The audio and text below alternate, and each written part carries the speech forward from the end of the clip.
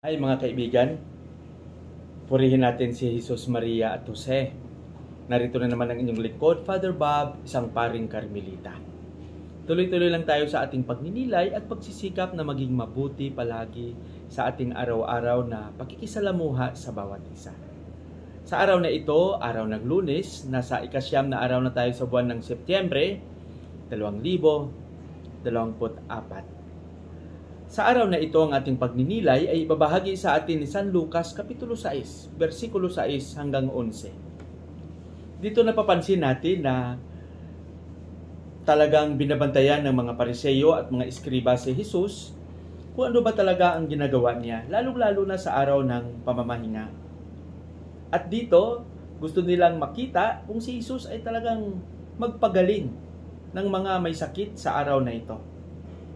Kaya, sinubok nila si Jesus. At si Jesus, alam naman natin na maawain siya at punong-puno ng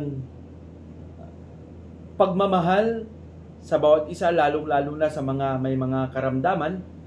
Nilapitan niyang isang tao at talagang pinagaling niya. At doon nagkaroon ng mainit na diskurso ang mga Pariseyo. Bakit ginawa iyon ni Jesus sa araw ng pamamahinga? At sinabi ni Jesus sa may sakit, tumayo ka.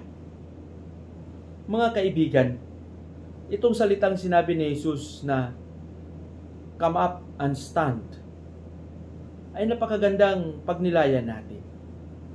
Ang taong malakas ay siyang makakayahang may tumayo. Ang taong walang sakit ang siyang may kakayahang tumayo. Ang may sakit ay talagang mahirapang tumayo. Siguro para sa akin, sa ating buhay, ipakita natin na talagang buhay na buhay ang ating pananampalataya. Wala tayong sakit. Isabuhay natin ang kabutihang ating naramdaman sa Panginoon. Ipahayag natin ng buong lakas ang kabutihan ng Panginoon. Tumayo tayo, kumilos, at maging tunay na saksi sa kanyang kagandahang loob. Alam ko na marami tayong kahinaan, pero kung tayo ay patuloy na magsikap, tayo ay gagabayan ng Panginoon na tumayo at kumilos.